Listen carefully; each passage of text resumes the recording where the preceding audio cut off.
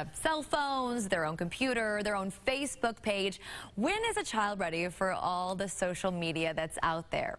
Dr. Ed Christofferson is a clinical psychologist at Children's Mercy, and welcome to the show. Thank you. Now, all kids are different, but is there a ballpark age when it's appropriate for kids to start the Facebook? Yeah, 35. 35. Yeah. I agree. 13 at the very earliest. And is that with a lot of parental involvement? Well, I say it's a lot like kids driving a car.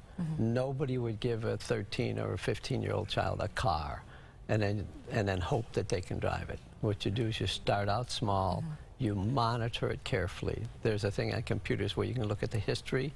What you want to do is look at the history. If they remove the history, you remove the computer. Great advice. Okay, so you have some tips. First of all, it's don't preach, engage. Right. Why is that? Why is that so important? Because teenagers hate being preached at, just like we do. So preaching to them is a waste of time. If you do it with them, it helps. If you model it for them, so that if dad is in checking his email while the rest of the family's eating, then the kids are going to want to do that. I think they should have, there's an expression in the business world they call a topless meeting.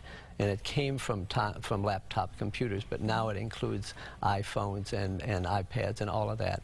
It should not be done during meals. It's important for parents to be a role model. Yes. Especially Absolutely. in social media and how you navigate it.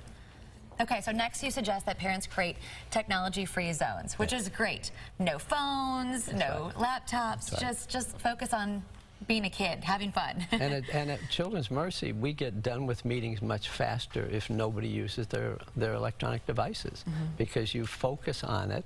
And I don't think anybody wants to have a really long dinner where everybody's going like this with their phones. Right. It's not very fun to be at that dinner party. But the parents can't do it and then expect the kids not to.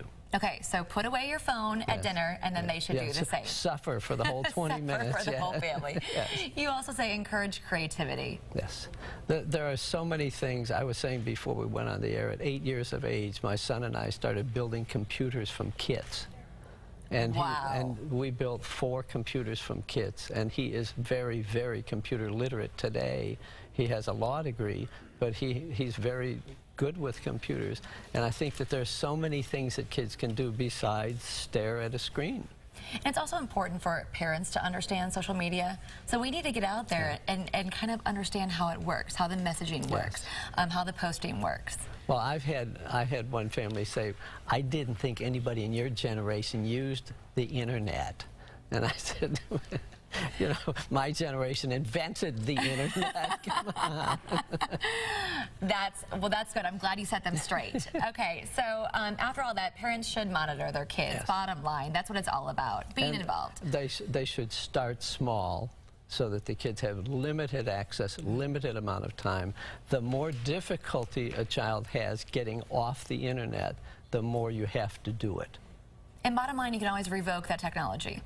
Absolutely. If they abuse it, take it away. It's gone. Absolutely. Well, Dr. Christofferson, I appreciate you coming on the show. But real quick, there is a good, some information that came out today. And today there's an article in Pediatrics that talks about sexually risky behavior.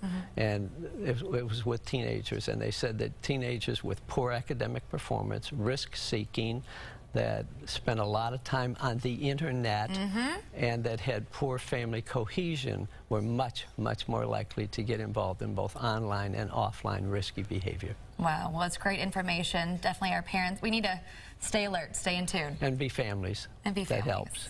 Well, I appreciate you coming on the show. Thanks. Great advice.